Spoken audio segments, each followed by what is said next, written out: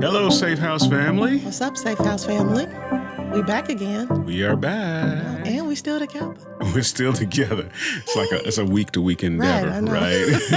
Listen, marriage can be like that. You playing. It can be. They ought to come up with like a remember that game Trouble where you pop the little dice in it? Right. They ought to have that for marriages. It's like stay together, know? And there's a little dice that pops up. Some people, listen, why you playing? It's true. And it doesn't matter how many years you've been together either, right? It could be a 20, 30-year marriage. And that's funny that you would call it trouble. We in trouble. Right. How many spaces you moving? You moving back. Right. We dating ourselves here. Right. Because only if you're a millennial or you're a Gen Alpha, you don't know nothing about that. Right.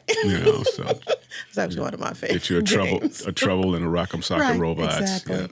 Oh, that's another good one. I feel like that would release a lot of stress for some married couples. When we get the Safehouse facility, and I'm speaking as prophetic, when we get the facility, all right, one of the games we're going to have is we're going to have a rock'em sock'em robots there, and so that the adult married folks can work themselves out. That's right. And no matter what the argument, the winner is the one that knocks the other's block off. You knocked my block off, right? We can even add battleship in it. You sank my battleship. Right, exactly. Right. I think that would be so much fun. I think I've said that before in marriage. Like, I'm going to knock your block off. Knock your block. You actually say that pretty regularly. I say that pretty regularly. Since, like I said, you in terms of foul language, you're not one of the ones to use it. You tend to say a lot of things like knock your block off and bucko and all of that other kind of stuff. So her version of crazy language is very cartoonish. I know, so sorry, it's very. But that's why you love me. What can I say? You say for real. That's all I got to say. Like the video, share the video, subscribe to the channel. Make sure you hit the bell for notifications on when we release content. We'll be doing that. I think we do it like every other week. We try to get something out every other week. We may be upping the frequency here pretty soon. We'll see. Andre's got to convince me to do it. So. We got some content ideas too that we're gonna. Oh boy. We got something special coming up for Sweetest Day, so stay tuned. We're gonna leave that as a surprise, but we might have a little bit of podcast interview setup kind of going on. So we're gonna have a couple of couples kind of giving us some opinions, but we'll hold off on that because that is coming up, and then it's gonna be good. It's gonna be good. I can't wait. So we're coming to a close on season 2. Closing it down. Doesn't mean we're closing down Safehouse content, just this season and series. And I think even when we go forward with the channel, we're probably going to loosen it up a little bit so we're not so constrained on particular topics because there's so many things happening. So we may do some reaction videos to some things. We may, just free flow it on the content, but we thought these two topic areas were pretty relevant for this time. We just experienced a lot of couples that were dealing with these issues. So we wanted to address these specifically. Now I think we can get into a little bit more freedom. And if the other thing I like too is, like you said, I love reading the comments that you guys have. So if you have any topics that you want us to talk about, please share those as well. And we're going to get some people to come out of the shadows because you're like, what comments? We're looking at the video and there's no comments there. What happens is everybody contacts us either via DM or they contact Lana directly via mobile. Mm-hmm. And so we get a lot of feedback that way. But we'd like to get some traction on the channel. Yeah. We're not trying to be, to comment there. Yeah, we're not trying to be a big mega YouTuber. We like the intimate audience that we got. But there are other people that could benefit from your questions. Absolutely. So that would be the only reason we'd ask you to, if you're brave, share your comment. Don't talk about any communicable diseases or affairs or anything like that in the comments. Keep it clean. That you can just email me or text me about. Right. And then schedule a session. Right, exactly. We can still talk about those things. Yeah. You would need more help than just to comment on a YouTube video. So as we wrap up, and just like we did the last season, we just have some topics that kind of hit us in the right places. before we start out, are there any things that you want to maybe cover, scripturally, or any topics that you want to kind of discuss? As I had the opportunity to kind of just go back and revisit a lot of the episodes that we did, we had a lot of scriptures, but this is a new scripture. It's actually 1 Corinthians 13, 4 and 7, because I felt like these scriptures kind of like really kind of encapsulated everything that we talked about. And so it's love is patient and kind. Love does not envy or boast. It is not arrogant or rude. It does not insist on its own way. It is not irritable or resentful. It does not rejoice at wrongdoing, but rejoices with truth. And this one is the key. Love bears all things, believes all things, hopes all things, and endures all things. And that verse 7 is really important, because to me, that's when you can get open access. When you know that love is willing to bear all things, it believes all things. That's saying that there's never going to be a moment where I'm closing off access to my favorite person. Yeah, I guess to sum it up, if I was just to put it in a few words, when there's true love, nothing is really impossible. Absolutely, right? Yeah. So, you keep going. You just keep going. In love, there's an eternal hope. There's an eternal hope for the future. There's an optimism that sort of surpasses your situation, and love kind of, once again, gives you the patience to bear. Yeah, but it does. Absolutely. It also believes things. So really, really powerful scripture, and reminds us how important that we kind of keep that in perspective as we're thinking about access, as we're thinking about boundaries, as we're thinking about, trust, as we're thinking about our forever person, all of those things. Because, in the business world, they say hire slow and fire fast, right? For the marriage world, I'm sorry. What, you ready to fire me? No, absolutely not. No. I'd say it's, marry slow and fire slower, right? It's one of these things where, I think that's good. I think that's good. We don't invest the time that it takes to really get to know a person before we get married. Now, once again, the world will say, I got to sleep with you. I got to do all this stuff. I got to taste and sample all these things before we get married. And really, that's just one component of what a forever person relationship looks like. It's really about getting to know that person from a values standpoint, getting to know that person from a goal standpoint, understanding issues, understanding trauma, understanding all those things, right? And really deciding, is this the person that God wants me to build a life with and execute his vision with? Yeah.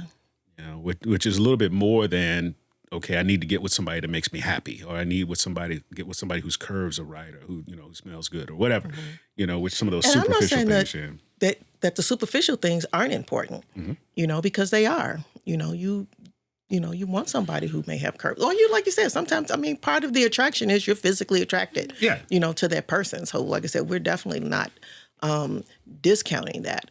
I do think the value in moving a little bit slower is that when you start to have conflict and different types of things, you're not so quick to now get out of marriage. Because what you can find too is, as soon as some serious issues start to hit, then they're like, okay, well, maybe we just weren't meant to be together. Yeah.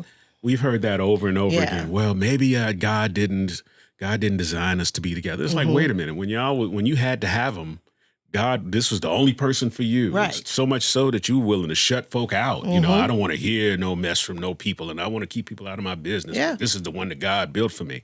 But when things go wrong, now you raising the alarm and blowing the horn to try to get people involved, talking about, I don't know if God wants this person. But wait a minute, you was confident in God's voice when you was going down this path. Right. You was convincing all your friends and loved ones. You met her on Facebook. That's what we do. Right, met on Facebook. Now you marrying her this week because God told you this was the one, and God is delivering me a miracle. And some of those work, once again, not no shade on those because some of them really do work. Some do work, Some but do babe, work. I'm not disagreeing with you, but that's the exception and not the Right. I'm rule. just saying. And keep me in check because I am the left-brained thinking individual. But You know I me, think I'm forever hopeful. right, forever hopeful. But I believe that this is why the people of God, especially the people of faith, fall into situations that are absurd. Because as people of faith, we understand that miraculous can happen. Oh, yeah, absolutely. We Yeah, understand the supernatural can happen. absolutely. And because we so desire to see God move and to see the supernatural, we are just willing to accept anything that Yeah. looks supernatural as this is our blessing. When no, it's like some of these things are just people using you, Yeah, right? that's true. The dark triad really exists, whether they're a narcissist or Machiavellian or a psychopath, right? Those things really exist. Yeah. And the thing about a narcissist is they are adept at making you feel loved and wanted until they get what they want, right? true. So once again, digging deep into a psychological conversation, I want to do that, but really, once again, slow to hire. Really take that time to get to know somebody. Don't let them love bomb you. Learn how they handle conflict. Learn how you all work through conflict together. Can you all recover and Yeah. still say we want to move forward when we don't have as much at stake? And that's a good test. When we don't is a have good as test, much yeah. stake and we have a serious conflict and work through it, then that just gives me indicators. Oh yeah, we're going to be solid when we're together. Yeah. Right. Because we won't have any other choices once we yeah. tie this knot. That's true. Right. But right Yeah. now we got a choice and we're still choosing to work through it together. That's now you got a team. Yeah, no, that's real. Yeah. So. Yeah, that's real. So if I were to ask you, and you look over the last 8, 9 episodes, it's funny, we're on 10 episodes for this season, right? No. 8, 9 episodes. What's a point or two that sort of did it for you or made you say, For me, one of the things we talked about was an entryway into access. How do we get close to people? Mm-hmm. And so one of the things we talked about, which I thought was really powerful, was discovery and disclosure. So whether you're dating, it's still both of them. It's still Yeah. discovery because there are some things you're going to discover about that person, like you said, going through the as you said, slow to hire, because even in that process, I like that you're calling it that, slow to hire, because in that process, you're doing discovery and then there's also disclosure. And those are really two different things. yeah. Some things, like you said, discovery to me is fun. Like you said, it kind of comes out, through conversation. Right. Sometimes, asking other people to be like, well, hey, I got the perfect example. Like when you're married, so my birthday was just this past, what day was my birthday? Monday, Yep, right? Monday. And so Andre wanted to get me a gift. So now I'm not always good at disclosing what I want. Okay, I'm not always good at that. As a matter of fact, Andre will say, I'm never good at it. Okay. But I don't want to use never. Sometimes I do have Sometimes an you idea do. of Sometimes what you I do. want. Yeah. But so what he had to do was, since I wasn't disclosing that information, he had to go through this process of discovery. And what I love what he did was he kind of put my daughter in, he included her. And so we were on our way to the store. And then she started talking about, I'm going to buy myself a purse. And she was like, I think I'm going to buy me a backpack purse because that's what I was thinking about getting. That's what thought I wanted, which I still do want. So she started asking me all these questions and she was like, so what size do you think I should get, Mom? And I'm just like telling her. And so then she started asking me colors. And so even when I came home from the store, she knew that I was going to start looking up stuff. So she was still like getting information from me, feeding it to Andre. Right. So to me, after, he came home and gave me my gift, I was like, but I thought it was really cool that he went through this whole discovery process. So even the discovery process doesn't have to be like you personally. Yeah. But it was, like you said, he just kind of used my daughter and she came in and she just started asking questions and he passed it on. So now everybody was happy. Yeah. And did you like your purse? Oh, I love my purse, by the way. I love it. But like I said, what I loved even more was just that, because you needed access to that level of information. Yeah. While maintaining some level of sort of surprise, right? I loved it. I absolutely loved it. Which is kind of difficult. You've married 30-some years. It's like, there's only so much you can buy and do. Yeah. So part of the process is part of the affirmation for the person that's taking the effort or Yeah. whatever have you. But yeah, But yeah, I thought that was really good how we talked about that. Because I also felt like there are some things you want to disclose. yeah, There's some things you don't, because we've been on the other side of this too. yeah, There's some things you just don't want your spouse to discover. yeah. You don't want them to You discover better on off. their own. Just coming clean up front Yeah. instead of be like, okay, why we don't have no money in the bank? Yeah, a former pastor, part of his marriage counseling, he didn't counsel us. We were already married when we went to the church. But when he counseled, he'd say, you got to tell at least one thing that you would want this person to learn from you that you would not want them to learn that's from good. anybody Yeah. else in the street, right? So you got to disclose that thing here, right? There's something that's going on out there. You just would rather, it's better coming from you than from some other rumor, right? And so I thought that was good because it really causes you to dig deep. And, if you got issues, if you got one of these things where you're sort of protective and you have a self-esteem issue, you really have to ask the question. It's just like, okay, if I'm going to be with this person forever, do I want to risk them? Am I so protective of my now that I'd rather risk them learning this from somebody else and the hurt that could ensue from Oh, yeah, that, absolutely. Yeah. Like I said, that's actually really good advice. Yeah. To be able to say, what's the one thing, that you would want this person to learn from you versus, we all at Christmas dinner and Right. then it comes out. And Right. I mean, because that kind of stuff happens. I mean, let's be honest. Well, in this Ancestry.com age, Yeah, right? You get let's an be inbox honest. saying, hey, I'm your kid. So, I mean, you just have to be honest Yeah. about, You do. that kind of stuff. And like I said, even though that's just one way for accessibility, I just thought that was, that the fact that we covered that, Yeah. I thought that was really good because like I said, once again, it's applicable for when you're dating. And it's also applicable for when you're getting married because we're changing. Like I said, we're not the same people we were 30 years ago. Yeah. So you do have to figure out, okay, well, man, what is she like now? Or I have to figure out what you like now because, different things are happening. Yeah. The only thing I'd add on to that, and a lesson I had to learn, is one, how to be receptive of potentially controversial information, right? Now, that goes both ways. The person should know, okay, I'm about to disclose some controversial information. There may be a reaction, but it's also on the person that's receiving the information to not overreact, right, to the point where you shut that person down from sharing information. I think I did that once early in our marriage, right? Yeah.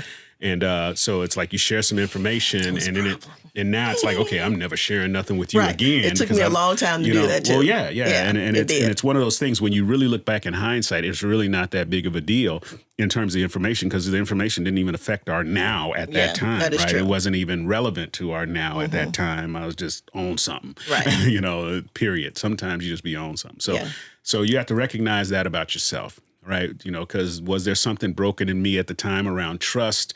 That, all of these, I don't know, whatever reason I reacted the wrong way. And so that it slowed down our ability to be transparent with each other. Yeah, it absolutely did. It was like I just kind of locked off the access to that part of that level of information. Yeah. Stuff that I thought I could be free with because once again, everything kind of goes back. We had talked about that too, about providing a safe space. Yeah. So if I'm trying to give you access, I'm thinking that it's safe for me to now share that part about me. And the worst thing to do is make it unsafe. Yeah. Right. So. And the other thing, this is the last thing I'm going to say on this. The other thing too is don't ask questions that you really don't want to know the answer to. Right. I don't know why people be like, well, how many people you slept with? Do you really want to know that answer? The young folks call that your body count. Right. Right. I'm like, do you really want to know the body count? count?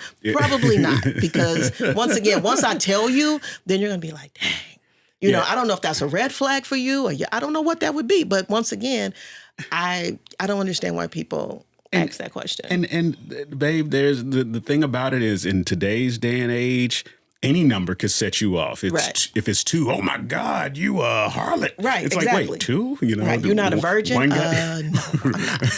Sorry. Right. And if that's what you're looking for, once again, ask that question though, because if you're looking for a virgin, you might want to ask that question. Ask that, right? Yeah, that's a question you need to ask. Now that'd be like trying to find a unicorn in today's age. I take that back. There are some young people that are preserving themselves, keeping themselves. and keeping Praise God themselves. for that. So I don't want to disparage all. Praise God. But like given the media that we have today, it just seems like there's not a whole lot of boundaries around putting your sexuality out there, which is one of the things I thought and continues to be, and I'm going to wrap a couple of topics here. There's the topics of access controls, and then boundaries, right? And we talked about access and access controls, We did. you know, what keeps something from going from one point to another. Access is the ability for somebody to get something, and then the boundary is something that controls that. And it's good because I think we have this in a lot of aspects of our lives, whether you realize it or not. And I also found in the process, I'm having problems with my earpiece again. Last time that happened, I started having problems too. Right, Hopefully right. that won't be the case this time. Right. I just got to get better fitting earpieces so they don't slide out of my ears. So no, with boundaries, that created a little bit of tension. It did. Because what you start to understand is that words create emotions in people. They do. And to certain folks, when you hear the word boundary, it conjures up feelings of canceling.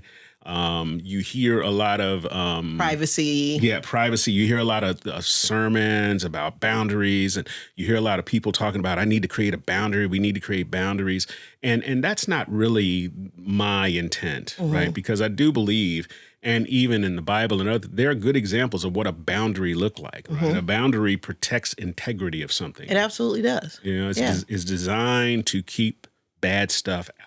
Right? It's also designed to not provide access before you are ready. Absolutely. Right? You know, there's a boundary between us and $1 billion right now. Yeah. This man is prophesying today. I don't know if y'all catching this. Marry a man who will prophesy over y'all lives. Okay? Come on. There's a boundary that's going to be released, right, when the time is right, right? But there's a boundary there. And, you know, once again, to look at boundaries just in one context, I think it's just kind of short-sighted. But we all need boundaries.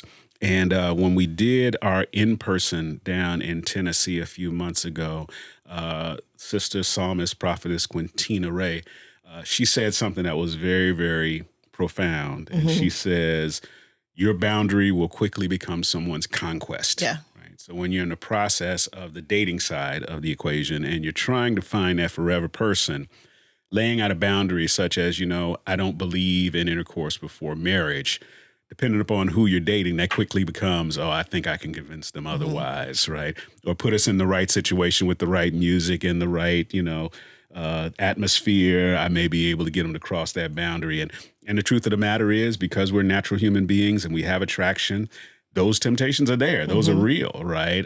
But once again, the boundary then becomes, do I now place myself in these situations where I might be tested, where my boundary will be tested? Right. Because now, once again, because once my boundary is tested, now I'm trying to decide whether or not I'm going to give you access to that. Yeah. And I think sometimes we forget that with access, there's benefits. Yeah. There are benefits. And so if I'm saying to you, okay, you know what? I'm going to wait till I get married. You know, we both going to save ourselves. The benefit of that is, you know, on that wedding night. Yeah. Things can get explosive, right? Yeah, exactly. And and God is pleased. And it's a discovery process. Yeah, and it's pleased. And there's no, you know, consequence. Absolutely. Right? You're doing what you're supposed to do. Yeah.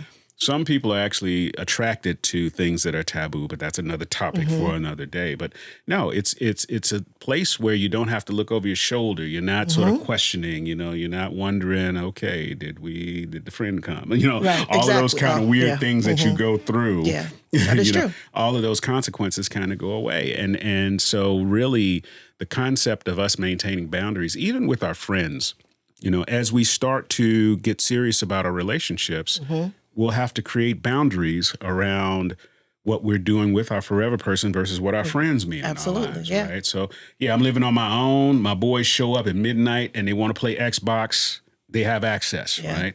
Once I'm with my forever person and we're our forever home, starting our forever family, coming over at midnight for Xbox may not always be in the picture. It may require a phone call. It may require some permission. It may not even be allowed, right? Because we're setting a normal and a culture for our household. So boundaries, I think, are a good thing, but just make sure you stay on the good and productive boundaries versus toxic boundaries. Yeah. Because I was going to say, too, like I said, one of those boundaries is family. Yeah. You know, and the thing about it is when you get married,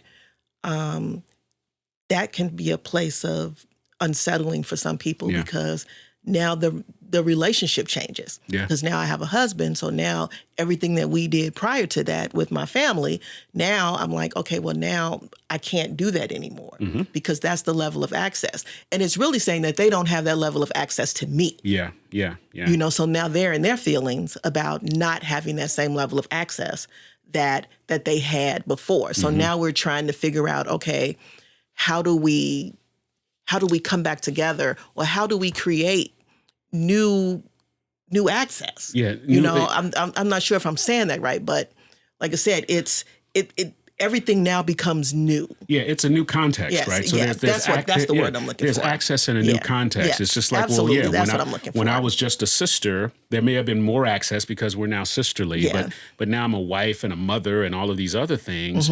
It's not that the love changes, Right. but the level of access changes just because my role in life has changed. Absolutely. You know? So Yeah. it's a different context. That's all. And processing that right. And let's be real, a lot of us have come up with some pretty bad rearing from even our own family. It's true. When it comes to this type of advice. Well, you know, blood is thicker than mud. Well, it's like, well, where did your blood came from? Your blood came from two parents that stayed together and created a family, you know? So now this blood, this one flesh that God has created is now our blood, right? And so our kids, that's our blood. So you just have to come up with the right balance, and nobody gets unplugged. Just because access changed doesn't mean it's revoked. Right. And that, like I said, and that gets complicated when you get married. Yeah. Like I said, there's just different levels of complication. And that's why, to me, it kind of goes back to the scripture, because love bears all things. You know, there's never, once you married, you know, there's the boundaries that you put in place, or the access that you put in place, should never be like, okay, well, now me and my spouse are not going to be together because of my family or our circumstances or whatever. Because once again, it's those levels of things that could happen that could make you want to just be like, okay, you know what, I'm done. Yeah. Yeah. You know, one of the most powerful testimonies that I heard, we were in Tennessee, and Pastor Brandon Clack, who is over Reformation Church in Memphis, I love it when he talks about his daughter who passed away. And what he said was, he said that he was on the verge of being the most powerful atheist because he could not believe that God would allow something like that to happen to his daughter. So he was about to like put God on lockdown. Like God was not going to have access to him. He didn't want to talk to God no more. But he said that all he heard was a word that kind of pulled him back, because he was about to cross all kinds of boundaries. You know, because sometimes grief will do that to you, because his heart was broken.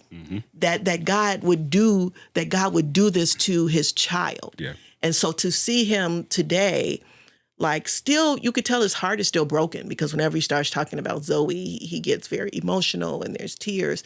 But he's like, but I'm still going strong for Jesus. You know, him and his wife and their children are still going strong. Yeah. You know, that thing that happened, even though it was a tragedy, it didn't break them. Yeah. You know, as a matter of fact, it made them stronger. Yeah. You know, and so to me, that's important when we talk about, you know, really, like I said, paying attention to, you know, like I said, to those boundaries and those types of boundaries that we kind of put in, because grief becomes a boundary. Yeah, it does. It does. It does. It shows up as a boundary. And so then we start locking people out. You know, we start isolating ourselves, you know, and then before you know it, now you by yourself, you ready to be like, okay, I'm just leaving everybody. Yeah. You know, so you got to be careful about that. And one last thing about boundaries in terms of relationships, and this is another thing that our former pastor said that was very, very important, is this: you never hang ugly pictures of your spouse or your forever person in your family's houses. What does that mean by that? So you have to create a boundary around your heart and your feelings when you're in disagreement with your spouse. So Lana makes me mad. I'm not going to run back to my family, brothers, sisters, cousins, and talk about how evil of a person Right. she is. Oh, right? yeah. And that's going to be That's new. a big one. That's a new context, Yeah. right? Yeah, Because that's a new context. When it's just boyfriend, right? You can go back and say, okay, well, he was Right. crazy. Right. He Exactly. drove the car too fast. He Right. liked to do weird stuff. Right. Whatever, right? It's just boyfriend, right? But now I have this spouse. And then something goes wrong, which it will. There will be conflict. There will be something goes wrong. And now immediately I run back to my family and I start to hang all of these pictures of the spouse up there. Well, guess what? Now when I reconcile, those pictures are still hanging in their house. Yeah. Right? I think you said something the other day when we were talking about like what some of the things we're going to discuss. And you said the Hippocratic Oath. Yeah. First, do no harm. Right. And so that behavior right there is so harmful. It's harmful. And so when we think about that, like you said, that should be our first thing, even in marriage or in any kind of relationship. You don't want to do any harm to the person. Yeah. Yeah. Well, and that's not something that society teaches us, Yeah. right? You hurt me, I want to hurt you Absolutely, back, right? yeah. You hurt me, I'm going to run and get support. And many of us are trained psychologically and subconsciously that I need to run and tell my story to somebody so that they can show me support. Well, wait. That is like if we're one flesh, that's like you going to somebody and telling them how crazy you are. Yeah, absolutely. Right. But we do that and we do to get support. And then we look up and it's like, I don't understand why my family hate him. I don't understand why well, no, you've trained them. You've given them a DVD to play every time you bring up this person's name. Absolutely. Every time you say this person's name, they hit play and they think about all the crazy stuff they put you through, the time you came over with the black eye and said he hit me and all of those things, right? And now you've reconciled, your family has not. Yeah. No, that's real. And so let's make sure we keep boundaries. And I'm not saying take a black eye. If you're taking a black eye, you got a bigger problem. Run, get out of there, do whatever you need to do. But got to figure it out. Yeah. But just in normal relationship conflict, you have to put boundaries around your heart and your emotions so that you're not portraying this forever person in such a bad light that the people around you can't recover. Yeah, that's so good. That's so good. I always feel like I've been pretty good about that. Yeah, my family thinks, they think so highly of you, but part of that is because I don't do that. Oh, absolutely. I've never done that. Like I said, even for the 18 years we were able to live with your mom, never, ever, like wanting her to take my side or whatever. It was never any of that. Well, but she did, right? So no matter what happened. It was my fault. Right. What did you do? Yeah, you never had to hang a single ugly picture because she drew them herself of me. Yeah, she did. I told Andre, I said, I'm telling you, sir, if you ever think you leaving me, I said, I'm getting your mama in the divorce. I said, so you and your new girl, when you come to visit, you're going to see me, your kids, and your mama. And his mama said, yes, that's true. I was like, old gospel hymn comes to mind. It's cheaper to keep her. Exactly. Anyway. Exactly. All right, speaking of cheaper, let's talk about trust economics. Yes. See, now my earpiece, I laugh so much on my earpiece. So this was big too, because I don't think we always view how people trust us in terms of economics, right? That we literally, and we just experienced this where, people, just like we described how you can hang these bad pictures, we can hang bad pictures of ourselves in the minds of our significant others, right? So every time I do a transgression, there's two ways. When I do it directly to you, you get a picture. When I do it to somebody else, you take a snapshot of that and say, wow, I saw them treat that person that way. Yeah. So then now when I come to you with a certain type of behavior, you're like, wait a minute, I got years of training of you acting a certain way. Or if I come to you today, like I've turned over a new leaf, it's just like, wait, I've got 5 years worth of footage of you doing the as the young people say, sometimes the older people, they got receipts. They got receipts. They got content, right? Yeah, they do. Right. of all the stuff you've done. And you're turning over this new leaf, but they got evidence in the other way. It doesn't mean you can't change. Once again, you just have to understand the economics says now I have to redeposit into that account. I've got to build that account up so that I have positive equity. And what does positive equity look like in matters of trust? And we've all experienced this. Have we ever been in a situation and someone that you trust, you're told, hey, they did so-and-so. If there's trust equity there, the first thing you'll say is, man, that's really out of that person's character, right? You quickly say, okay, that's out of that person's character. Then it's very difficult for you to believe Yeah. that person did it, because once again, you have footage, receipts, and content of this person's behavior over time that says this is abnormal behavior. And here's where it goes even further. If the person really did it, you can give them some grace. Well, that's abnormal, right? This was something that was off. Let me just give them a little bit of grace, right? And if they didn't do it, then you could say, okay, wow, we just misunderstand their intentions. It looked evil, but it wasn't really evil. It just came off this way. What we thought was this situation was really not. So the grace really goes a long way, you know, in terms of covering, you know, when the Bible talks about covering a multitude of sins, right? That's really one of those examples where when you build up that equity, it can literally cover a multitude of transgressions. Not that you should do that for the sake of doing transgressions. I done built my account up. Let me go out and act a fool here. No, sir. No, that's not the way it should go. But God forbid. That's what the Bible God says. forbid. It does say that in the Bible. Right, that grace Should may we abound. continue in sin? That grace may abound. Right. Just God forbid. certainly not. No, Right. oh no, God forbid. That's an inside joke. We'll tell you about some other time. So no, trust economics I think is big. And I think the more we invest in those trust economics and understand them, I think the better we are at sort of really rationalizing where we are with our significant other. We've worked with couples that have been married for a long, long time. And you could see there is a long, long time of upside down trust economics. And to the point where now they're in a recovery stage, they're trying to get better, but it's just so hard to overcome. We're believing that they're going to overcome, but it's just so difficult because there's just so much history. Yeah. I mean, it's not a DVD, it's a DVD set, you know. No, that is true.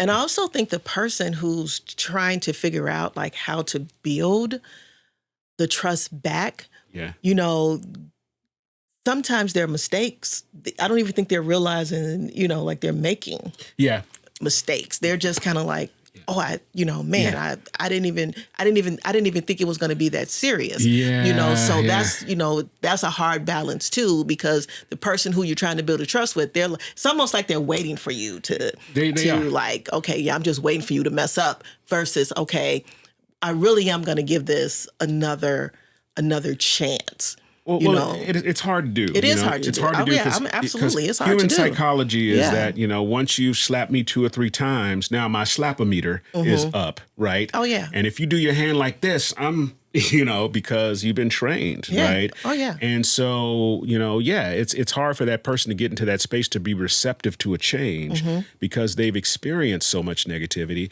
And frankly, the thing about trust economics, and this is the other benefit that we didn't dig into, is that people are expecting you to make the right decisions without prompting, right? That is true. I trust that you will do the right thing even without people watching you, looking over you, me being in the room, all those kinds of things. That makes me say, even when I'm not away, they're going to do the right thing. That is true. And so when you don't even know you're doing wrong, I didn't know this was going to be a problem.